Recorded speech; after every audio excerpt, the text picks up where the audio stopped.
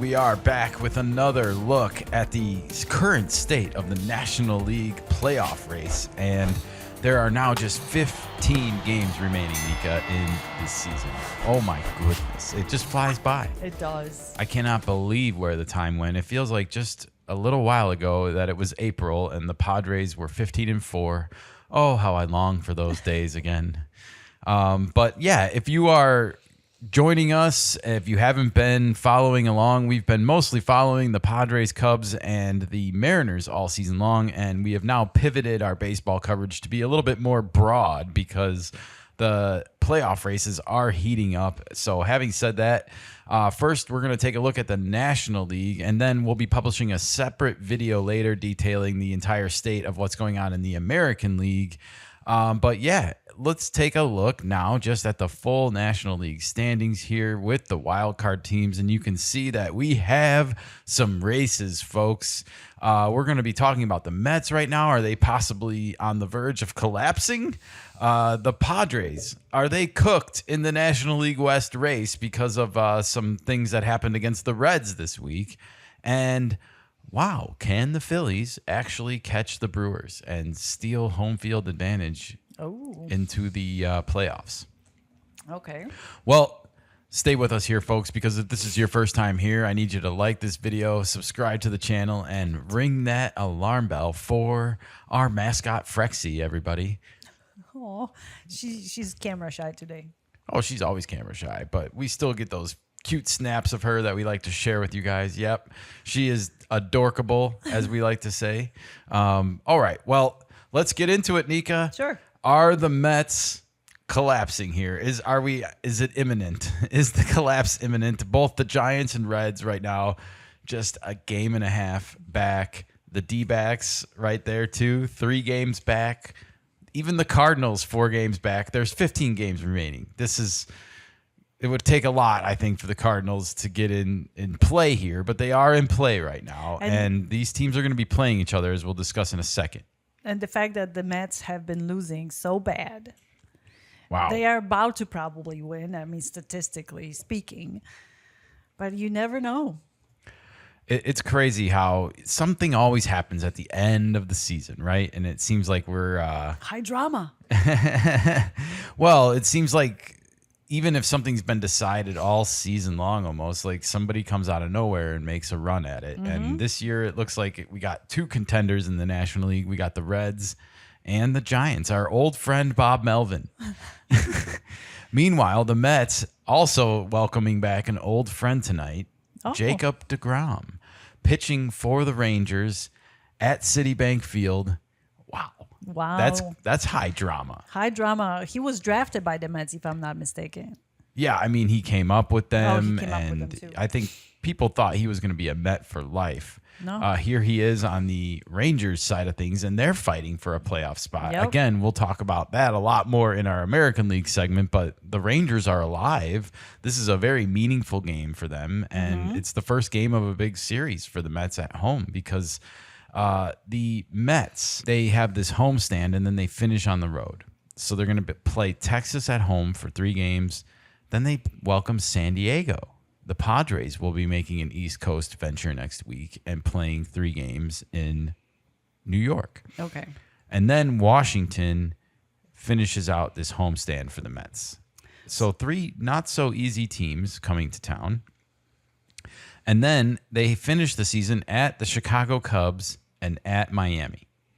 So not easy. Not easy, but now, as you're going to find out here, nobody's going to have it easy right now.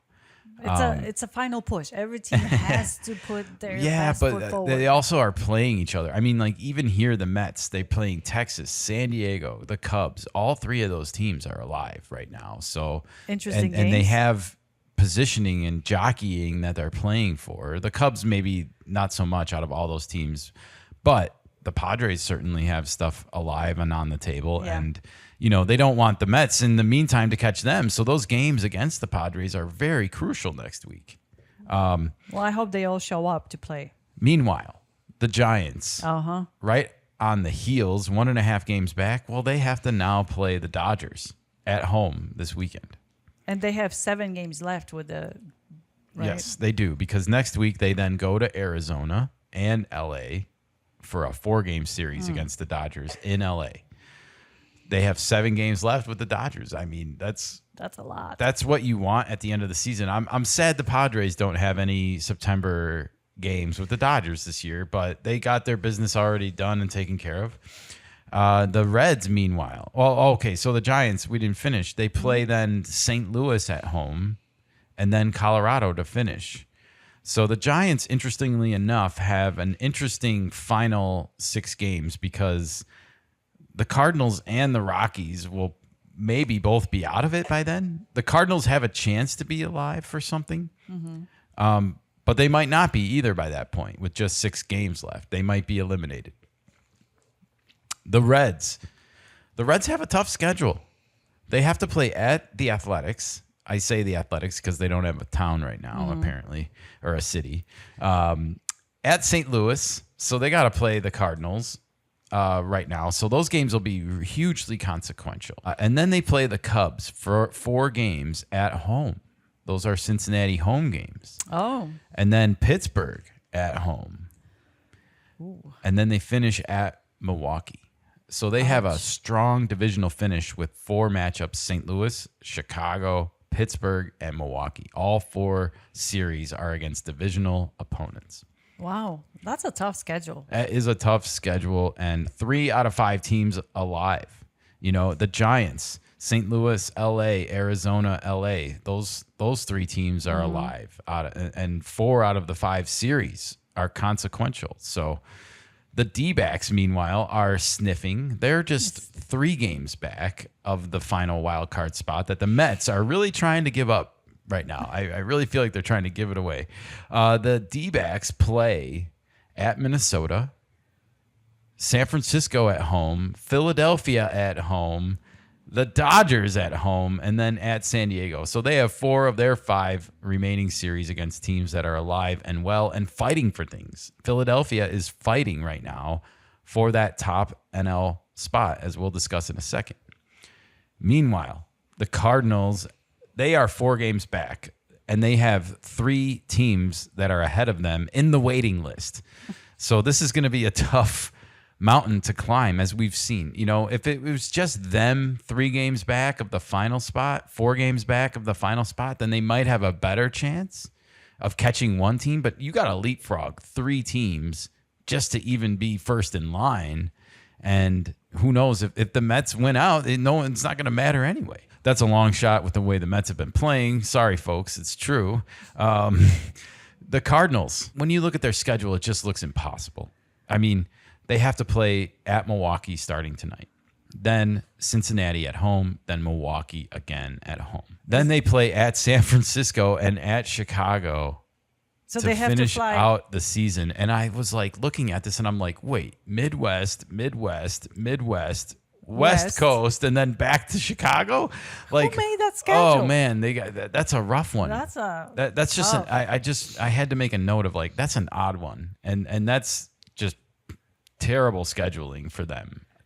The bouncing back, yes. That's a rough one. Nevertheless, all of those teams that I just mentioned are alive and pretty much playing for something, except for the Cubs, maybe.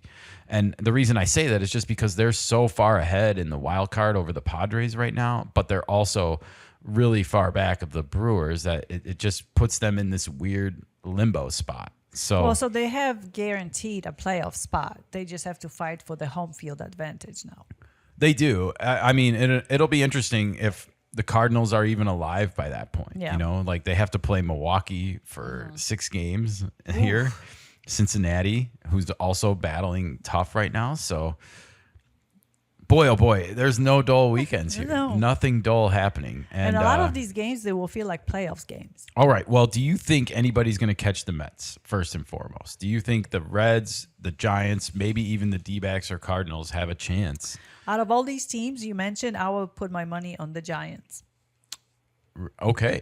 Because how well they have played in certain spots. They had those winning streaks of 7 or 8 games. They are capable of doing that. Yeah, they had a hot start to the season with the Padres and Dodgers, and then But fell off more so than the Padres did. But recently they had a winning streak. Yeah, they of did. X amount of They games. had an awful August, Yes. and then they've sort of rebounded here to start September. Yes. And find themselves just sneaking right back into it because of this Mets collapse. I can't say that enough, folks. The Mets folded. are just, they got to find it quickly if they want to even make the playoffs. All $300 million plus on their field.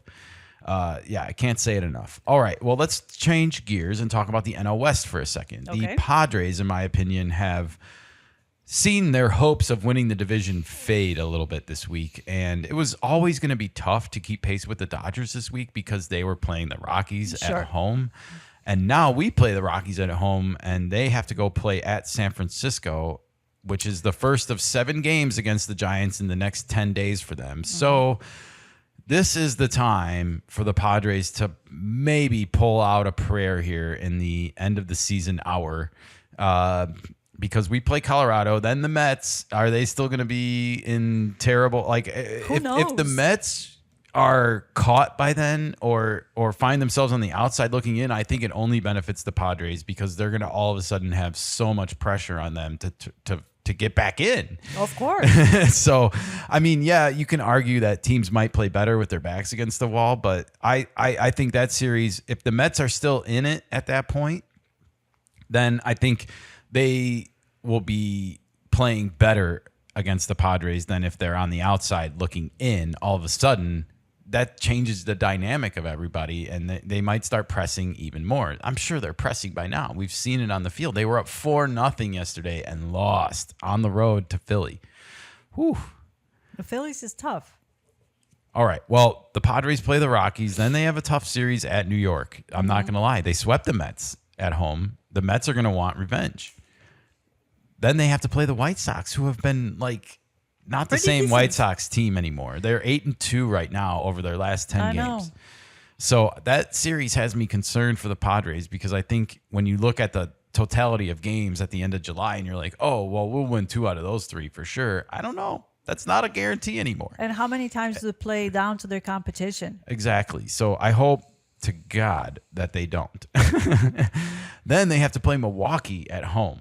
So Milwaukee also has to make that weird West Coast trip at the end of the year. And then Arizona at home to finish the year. I'm glad those games are at home. Yeah. Really, really glad for the Padres. But what do we think here, Nika? Do we think the Padres have a chance at all to catch the Dodgers? They have to play San Francisco at San Fran starting tonight. Then they have the Phillies at home and San Fran at home for 4. No days off. So the next 10 days they have games. Then they finish the season at Arizona, where we play Arizona at home the next days. And they then have to go to Seattle. And that has interesting things written all over it with the state of that race. If you don't know, they're tied with the Astros right now for the top of the division. And the Rangers are just 2 games back of both of them. Oh, my gosh. Drama is everywhere. But that I feel like the Dodgers actually have to play all teams that are competitive right now. So the question was, can the Padres catch the Dodgers still? Yes, they can. Will they? That's a different question. They're 2.5 games back, as you can see right now. Technically 3.5 because of the tiebreaker. But we have not seen the Dodgers play very good over the second half of the season. They have played better of late, but I would argue, aside from Mookie Betts, that their big bats have really not gotten going yet. They're starting to maybe look scary, though. And if they get comfortable, look out because they are the defending champs. And if they start to feel like that again, it could put the whole race into a whole new spot. But I would really love to see the Dodgers not repeat as champs. Just not because I'm a huge Padres fan, but just because I like baseball to be more interesting and I like to see it pass around. Absolutely. What do you think though? You didn't answer the question. Oh, I said they definitely can. Will they though? Will they? That's the better question. And I can see them winning actually because of the Giants. How the games with the Giants will go. I feel like, that oldest rivalry in sports, obviously dating back to the Brooklyn Dodgers, New York Giants days. like Giants fans want to remain the true rival of the Dodgers. Now's your chance. Yeah. Now's your chance. Bring it. Yes, exactly. You want to, the Padres to always be little brother to this rivalry, then you got to turn it into a rivalry. Yeah. And the best way to do that is to beat them. Yeah.